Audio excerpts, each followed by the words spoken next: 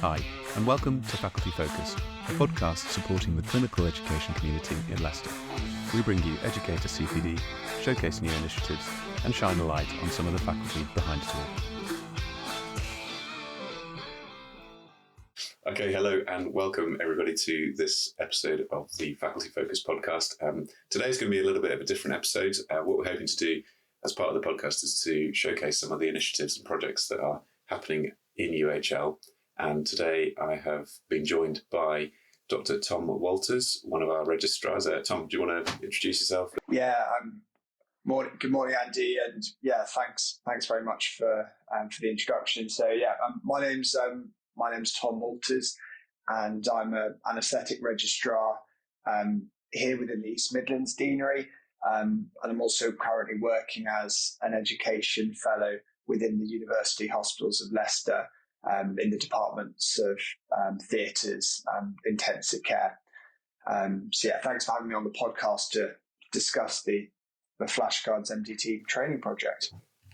Excellent. Yes, you're very welcome indeed. So, the project we're going to be talking about today is something that we've initiated in anaesthesia, predominantly in theatres. And as Tom mentioned, it's called the Flashcard MDT training project. And it's something that isn't actually brand new. It's something that's existed in other hospitals, and it's something that's come from the college. But we decided that we wanted to implement this on the back of trying to obtain external accreditation from the college for the anaesthetic department. So I guess we'll get straight into it, really. Tom, you came on as a fellow in anaesthetics, and tell us a little bit about what the Flashcard MDT training is. How do people do it? What does it involve? As you alluded to, it's a regular MDT training project in theatres, and it's something that we've been trying to achieve within UHL for a little while now. Historically, there has been some difficulty in arranging regular MDT training for an entire theatre team.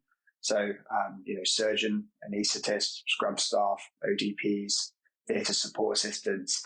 And generally, arranging that sort of training means taking down a list. Various clinical management groups or CMGs have their own training days, but getting these different CMGs together to train in a sort of truly interprofessional way has been quite challenging. So, these and as a result, these training events historically have tended to be quite irregular in frequency. That's really been the emphasis behind this project, is just to get regular MDT training within our theatres within UHL. That's right. So within UHL, for those who aren't or haven't been at UHL, we have, I guess some hospitals will call it divvy days, where you really take down a lot of activity, and we put on training for everyone in the clinical environment called Time to Train. So these are Time to Train afternoons. And over the last few years, it's been quite difficult to arrange that, as Tom said, because of the amount of theatre work that has to get taken down. So this is a little bit of a sort of stopgap until we figure out how best to do that. What does it actually involve, Tom? How do the teams get involved in this training?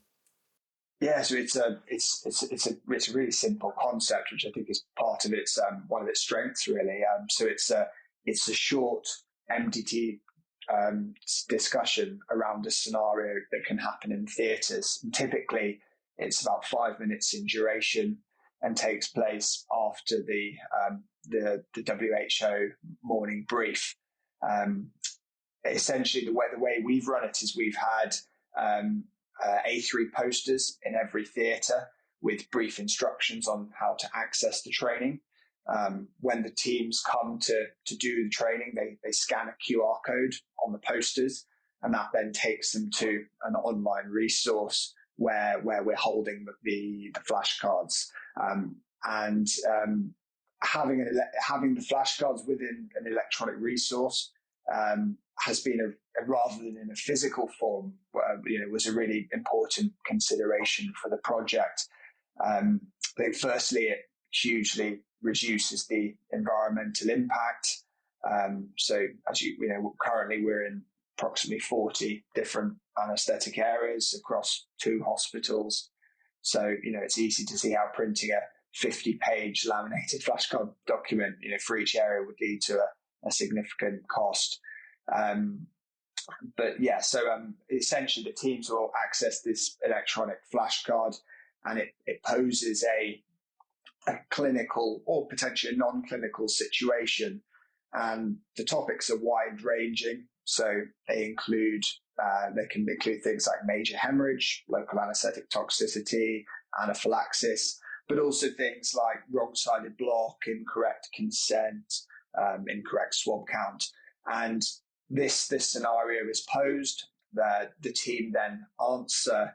It will then give 4 questions to the team that they can then discuss and answer together. And it's that discussion as a team where the learning is really generated. Yeah, and so how many sort of scenarios are there within the pack, and how do people? There's approximately the pack is so as you alluded to, this isn't a new concept. This is a concept that was initially developed in a hospital in somewhere in Kent, I believe, and then has since been widely adopted and promoted by the Royal College of Anaesthetists. And so the resource pack comes from the Royal College of Anaesthetists website, and within that pack there's approximately 35 cards, so 35 different scenarios. And then in creating scenarios, it was important so we've used those scenarios and slightly altered them to make them appropriate for our clinical environment in UHL. And then I've also had a look at all the Never events that have happened within theatres and intensive care in the last 3 years. And that then led me to add about another 3 or 4 cards. So that was things like retained central line guide wire, incorrect consent, wrong-sided block, and a few things like that. Yeah, that's right. And I think the beauty of this is that it's actually so short, isn't it?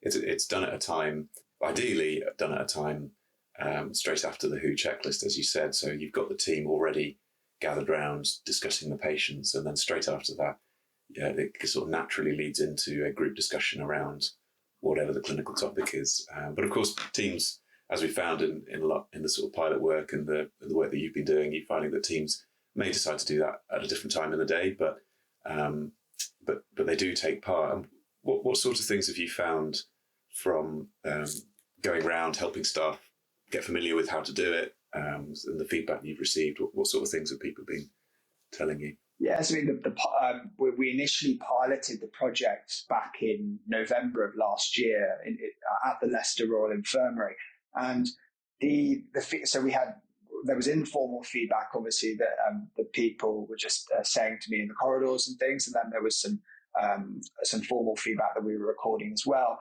And generally the feedback was really positive. People enjoyed doing the training.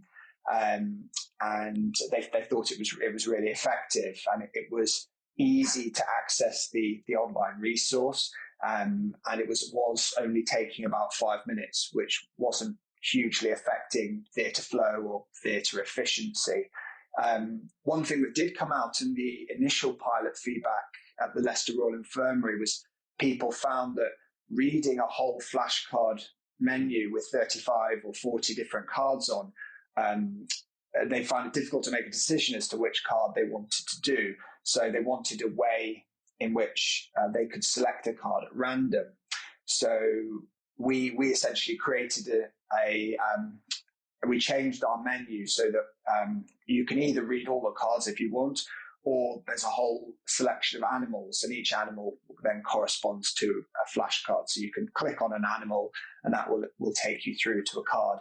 So that's quite a nice feature just for people who wanted to just randomly pick a card and not have to read through the entire pack. Yes, yeah, and I think that getting to that pilot phase and then doing that pilot phase was an interesting experience. I think a lot of people felt it was another thing to do on top of the WHO checklist. There was You can imagine the sorts of, certainly, lots of conversations around, well, we're trying to get through our list, we're trying to get the cases done. It's another thing that gets in the way. Some people still have hang-ups about the WHO checklist, although that is pretty consistently done. There are some people that sort of see that. But I think for me, it felt like you often hear the sort of surgeons and anaesthetists and their comments around it, but some of the things you don't hear are the things that come from the other theatre team members. And I have to say that a lot of the stuff that I've heard is that they're really grateful for an opportunity to be able to speak up in, some of those scenarios really aren't anything to do with anaesthetics or surgery. And it's not one of those traditional things where the surgeon takes the lead role, or the anaesthetist takes the lead role. There are scenarios in there where it really does fall to the team members to sort of lead that discussion. Yeah, and I think that's very true. And I've sat in on many of these different training sessions now, and it's really interesting to see how, like you say, quite often it may not be the surgeon or the anaesthetist leading the discussion. It may well be a senior scrub nurse or a senior ODP who has experienced whatever the scenario is involving, and is letting the team know about their story and the learning that's come from that. And that's it's been really interesting about sitting in on these in the theatres whilst they're doing the training. Yeah, the ones that I've been involved with, it often, it's almost a spark to or a cue to then talk about a real scenario that happened on a different occasion, and people are bringing their own experiences into those discussions. It sort of then grows out of the scenario. So whilst you go through the scenario and you finish up and it's done, others will be able to bring in other experiences and really have a conversation that's, you almost take the tension or the conflict out of it, because often if we have these conversations at a debrief, there's an element of, there's always an element of blame or trying not to blame, but, pointing to problems, and the conversation is loaded in those situations. Whereas in this case, it's a theoretical scenario, and you can have a slightly more open conversation about the scenario. So I like that. How did so what allowed us to get through to that pilot phase and then eventually to roll out more widely? What sort of steps did we have to go through? Yeah, there was, I think, one of the most, I think when you're introducing any large-scale project like this, I think it's really important to consider some of the factors within the place that you're working that can provide some sort of positive leverage for the project. And you did mention that the AXA accreditation process within the department, in late 2023, that gave us some real leverage to start piloting the project, with, the fact that regular interprofessional training is an AXA standard and was something that the department was trying to achieve. I think it's really important to get senior buy-in when you're starting a project like this.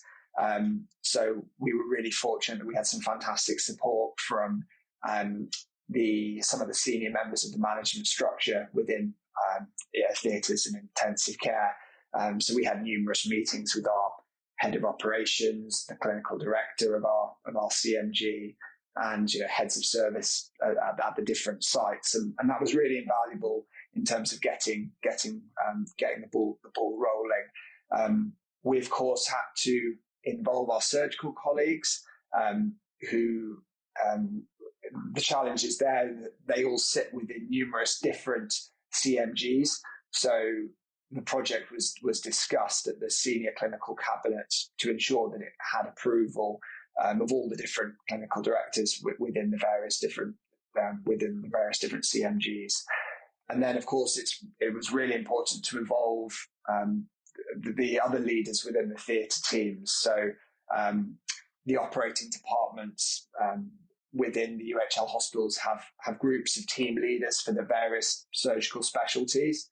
So we had meetings with these team leaders quite regularly, to explain the project and to ensure that they were on board with the idea. And then following these meetings, information was then cascaded down to everyone who works in theatres, via email.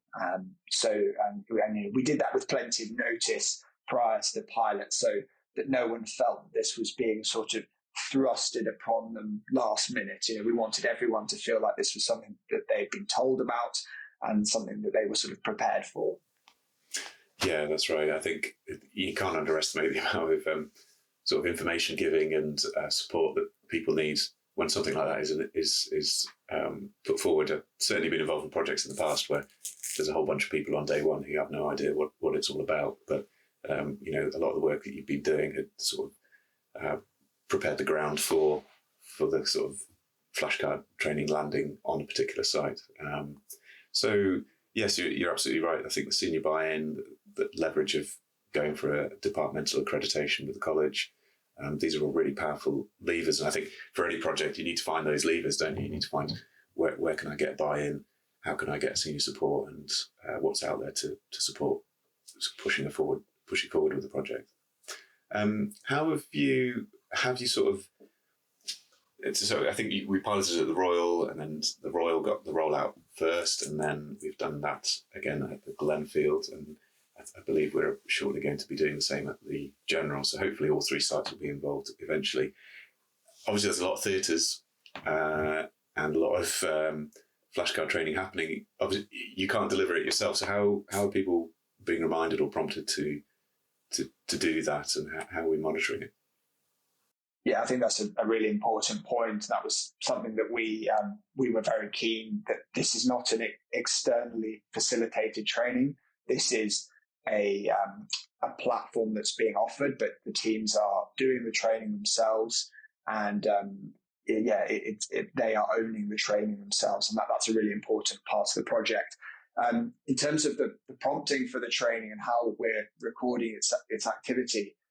So in theatres, we use a computer system called ORMIS to book patients onto lists and to record activity. And therefore, it made sense to use ORMIS to book the flashcard patients onto. And so I created a schedule of flashcard patients for the various theatres. We're aiming for about every theatre to do the flashcards training approximately 3 times a month. So I send a schedule to the Ormus booking clerks, and they kindly put the patients on Ormus on the given days. I think the most popular time.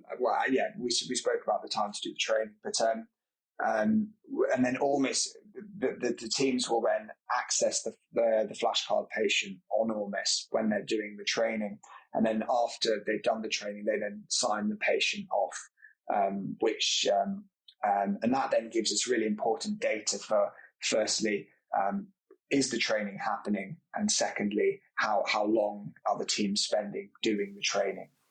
Yes, that's right. Yeah, and then Go on. Sorry. Yeah. No, so and then we can then the Ormus audit clerks will then send us month by month accounts of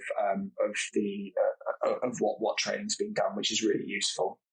Yeah, I think that's probably one of the trickiest bits to bottom out in the project, was to try and to see whether that was, something like that was possible on a recurring basis to do that, because it's the focal point at the WHO checklist, and it's often, if the lists are populated well in advance, it's the first.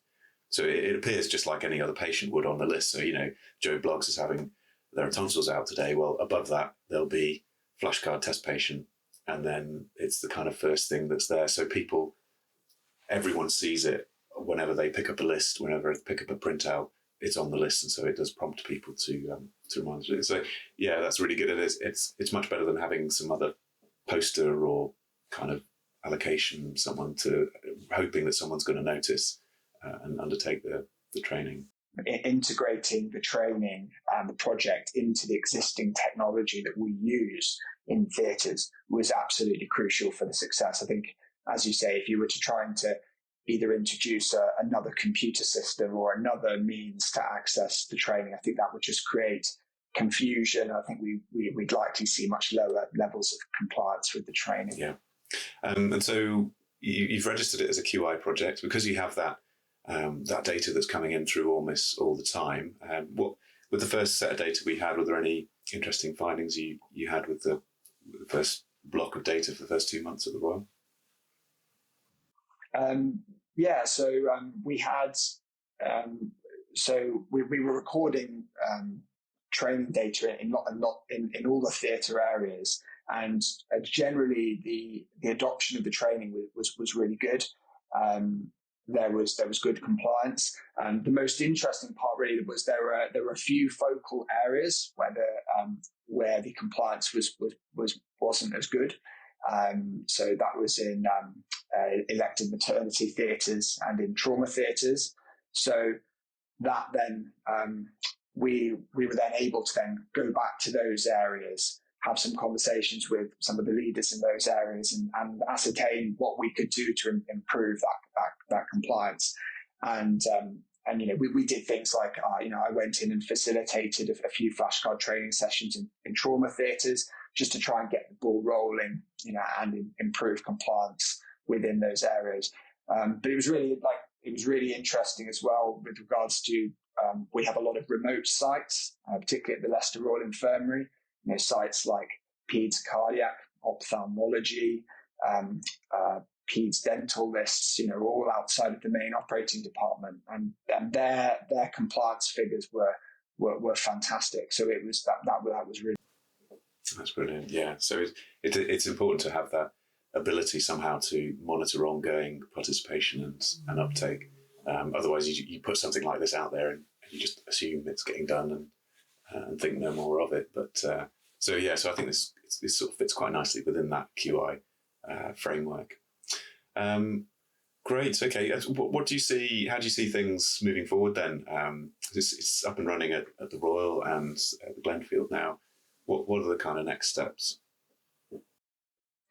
Yes, I think as you alluded to earlier, I think our main next step now is to try and get this project into the third hospital site within UHL, which is the Leicester General Hospital, and then by then we'll be in over 60 anaesthetic areas, which would be absolutely fantastic. Moving on, it would be continual recording of the training data, and we'll be continuing to try and improve participation in any areas where participation levels are low. And I think also what would be really nice moving forward is to just encourage perhaps some of the surgeons or some of the other theatre members to get involved with writing any flashcards that they think would be valuable. I think that would be a really nice way to move forward with the project. Yeah, I think that's right. It's there's a set from the college, and incidentally, we'll put the link on the show notes just so that people can access that college resource for themselves. But some areas of the hospital are quite niche, and it may be, and I think that's a nice way to get staff involved and get buy-in from all the team members in theatres, is actually, like you say, develop your own scenarios. That maybe there's scenarios that are really specific for a particular surgical specialty, and hopefully that gets the buy-in, but also makes things really relevant for those teams. I think that's a really good idea, and hopefully, over time have some data to present externally, and see what else is out there and how other people are doing things like this and getting consistent buy-in over time. Of course, the other thing is providing the data for the AXA accreditation. That's with all the accreditation processes, you need data to show that stuff's happening. So absolutely, we'll be using that data to sort of go into our bid. Well, that's really great. Thank you, Tom, for spending some time and just explaining that. It's been a bit of a journey, but like you say, it felt like, with proper planning at the beginning and finding the right leverage, we've managed to, move forward quite quickly over the last few months.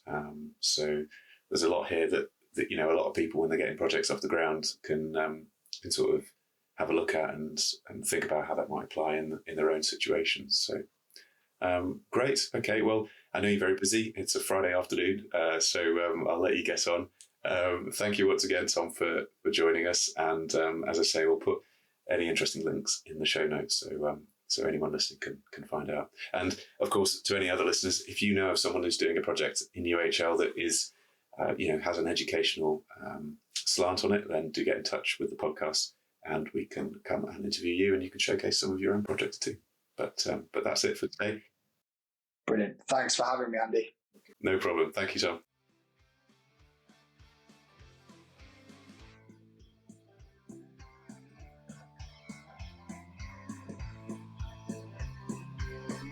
Thanks for listening to the Faculty Focus podcast. If you like the episode, please share with friends and colleagues.